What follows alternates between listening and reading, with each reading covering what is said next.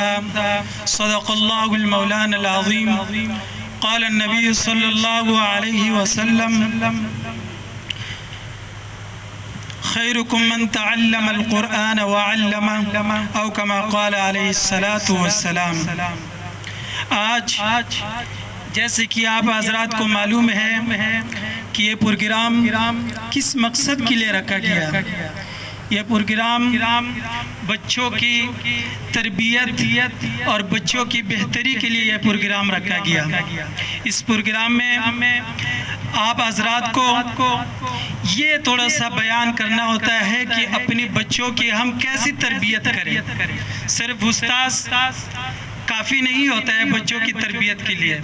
اس کے ساتھ جب والدین کی بھی ساتھ ہوں گے، والدین بھی ان کے ساتھ ملیں گے تو بچوں کی اچھی طرح تربیت ہو جائیں گے. اس کے بارے میں ایک دو گزارش کر کے اجازت چاہوں گا کہ بچوں کی تربیت اور بچوں کے ہمارے اوپر کیا حقوق ہے.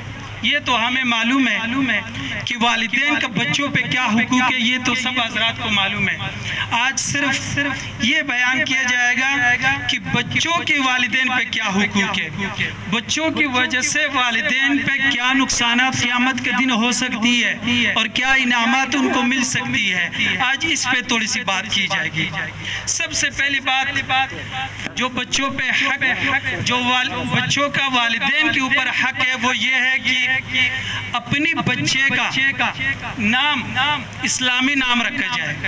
انبیاء علیہ السلام کے نام رکھا جائے. اپنے بچے کا نام صحابہ کرام کے نام سے رکھا جائے، اولیاء کرام کے نام سے رکھا جائے، اچھے نام سے رکھا جائے. کتابوں میں لکھا ہوا ہے جو بندہ اپنے بچے کا نام محمد کے نام سے رکھا جاتا ہے ان کے گھر میں کبھی مشکلات نہیں آ سکتی ہے. اور کتابوں میں لکھا ہوا ہے کہ اپنے بچوں کے نام اللہ کے ناموں سے رکھا کرے. عبداللہ نام رکھا کرے، عبد الرحمن، عبد الرحیم، اس طرح نام رکھا کرے کہ قیامت کے دن اللہ رب العزت جب اس کا نام لے کر اس کو سزا کے لئے کہیں گے تو اللہ رب العزت کو حیا آئیں گے کہ یہ رحیم نام میں کیسے اس کو جہنم میں بھیج دوں. اور نام کا اثر بھی بچوں پہ بہت زیادہ ہوتا ہے. اگر کوئی والد صاحب اپنے بچے کا نام رکھتا ہے کسی ایسی نام سے رکھتا ہے کہ اس کا معنی یہ ہوتا ہے کہ لڑائی، تو وہ بچہ لڑتے رہیں گے.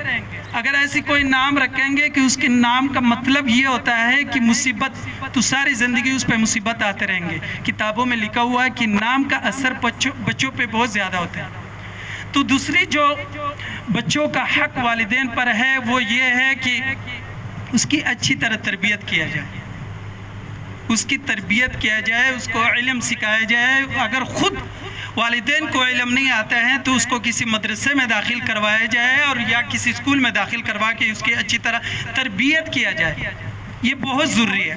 حضرت عمر رضی اللہ تعالیٰ عنہ کے زمانے میں ایک واقعہ آتا ہے کہ ایک بندہ آیا حضرت عمر رضی اللہ تعالیٰ عنہ سے شکایت کرنے کہ امیر المؤمنین میرا بیٹا بہت زیادہ نافرمان ہے، میرے عزت نہیں کرتا ہے، میرے ادب نہیں کرتا ہے، آپ ان کو سزا دے دیجئے. اگر سزا نہیں دینی ہے تو ان کو سمجھائے کہ ان کی تربیت ہو جائے. تو جب حضرت عمر رضی اللہ تعالیٰ عنہ نے ان کے بیٹے کو بلایا کہ بیٹے آپ کیوں والد صاحب کی نافرمانی کر رہے ہو، کیوں ان کی بات نہیں مان رہے ہو، کیوں ان کو پریشان کر رہے ہو. تو اس بیٹے نے حضرت عمر رضی اللہ تعالیٰ عنہ کو پتہ کیا جواب دیا کہ امیر المؤمنین سب سے پہلی بات یہ ہے کہ میری والد صاحب نے ایک ایسی عورت سے شادی کی تھی جس عورت کا کوئی علم، کسی علم کے ساتھ، ادب کے ساتھ کوئی تعلق ہی نہیں تھا. ایک ایسی عورت کے ساتھ شادی کی تھی جس کو علم کا پتہ ہی نہیں ہے، علم کیا چیز ہے، دین کیا چیز ہے، اسلام کیا چیز ہے. ایسی عورت کے ساتھ شادی کی تھی. جب میں پیدا ہوا والد صاحب کو تو علم، والدہ کو تو علم کا کچھ پتہ ہی نہیں تھا، اور بچے کا سب سے پہلا مدرسہ ماں کی گود ہوتی ہے. جب مجھے والدہ نے نہیں سکھایا کہ ادب کیا ہے، علم کیا ہے، اسلام کیا ہے، تو میں کیسے سیکھوں. دوسری بات ان کو کہا کہ میری باپ نے میرا نام رکھا ہوا جعل. جعل کا معنی ہے، عربی معنی ہے گندگی کا کیڑا. جب میری والد نے میرا نام یہ رکھا ہے تو میں کیسے والد کا ادب کروں، کیسے میں فرمان بردار بچہ بن جاؤں. تو جب امیر المؤمنین نے یہ ساری شکایت سن لیا تو انہوں نے اپنی مقدمہ واپس لے لیا کہ اس بچے کو ہم سزا نہیں دے سکتے. سب سے زیادہ گناہگار، سب سے زیادہ جو اس کیس میں وہ ہے شکایت زیادہ تو بچے سے اس کی والد کو ہے. اس کے والد نے اس کی تربیت، جب اس کی شادی کسی اچھی عورت سے نہیں ہوا ہے، اس کی تربیت شروع سے نہیں ہوا ہے، اس کا نام صحیح نہیں رکھا، تو پھر وہ کیسے ادب کریں گے؟ تو اس لیے سب سے ضروری چیز بچوں کو جو ادب سکھائے جاتے ہیں وہ گھر میں ہوتا ہے. بچے پہ جو اثر ہوتی ہے وہ سب سے پہلے گھر کا ماحول کا اثر ہوتا ہے. اگر کسی کے گھر کا ماحول ٹھیک ہو، والدین کا ماحول ٹھیک ہو، تو وہ بچہ خود بخود اس کی تربیت ہوتے رہیں گے. اور دوسری بار اس کے بعد جو ہوتا ہے تربیت وہ محلے کی ہوتی ہے. اگر محلے کا اثر جو ہوتا ہے یہ بہت زیادہ پڑ جاتا ہے، ماحول کا اثر یہ ہر انسان پہ پڑ جاتا ہے.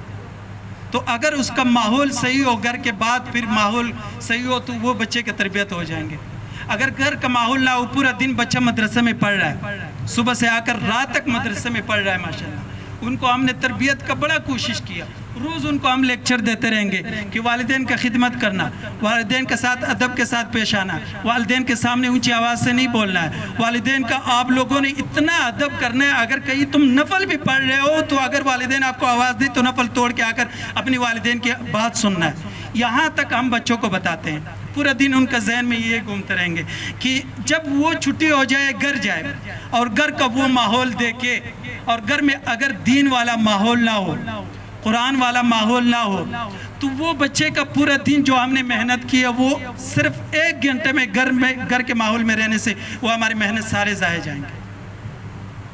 اس لیے گھروں میں اگر ماحول صحیح ہو، دین والا ماحول ہو، نماز والا ماحول ہو، تو بچے کو بتانے کی ضرورت نہیں پڑتی ہے کہ اٹھ کے نماز پڑھو. وہ جب سارے ماحول دیکھیں گے وہ بچہ خود اٹھ کے نماز پڑھنے لگ جائے گا. اس لیے گھر کا ماحول بہت ضروری ہے. کتابوں میں لکھا ہوا کہ پیر ذوالفقار صاحب آج کل ایک بہت ماشاءاللہ نامور پیر صاحب ہے، پیر ذوالفقار صاحب. وہ اپنی کتاب میں لکھتا ہے، تربیت نصاب ایک کتاب ہے ان کا. وہ اپنی کتاب میں لکھتا ہے کہ میرے پاس ایک بچے کو لایا، وہ میرا مرید کا بچہ تھا، میرا مرید کا بچہ تھا. میں انشاءاللہ کوشش کروں گا آپ لوگوں کو پشتو میں بھی بتاؤں، اردو میں کر کے انشاءاللہ کچھ پھر پشتو میں بھی کوشش کروں گا آپ لوگوں کو بتاؤں. تو اس کے مرید کا بچہ آیا، اس کی والدہ نے اس کو بھیجا کہ جاؤ پیر صاحب کو کچھ سنا کے آ جاؤ. تو وہ اتنا چھوٹا بچہ تھا کہ وہ کھڑا بھی نہیں ہو سکتا تھا. تو پیر صاحب نے اس بچے کو کہا کہ بچے بیٹے بیٹھ کے سناؤ جو سنانا ہے. تو پیر صاحب نے یہ سوچا کہ یہ ابھی اعوذ باللہ بسم اللہ سنائے گا، پہلے کلمہ سنائے گا. لیکن اس بچے نے پتہ کیا کہا کہ مجھے امی جان نے کہا کہ جا کے پیر صاحب کے سامنے بیٹھنا نہیں ہے، کھڑے ہو کے بیان کرنا. چھوٹا سا بچہ جو کھڑا ہو ہی نہیں سکتا.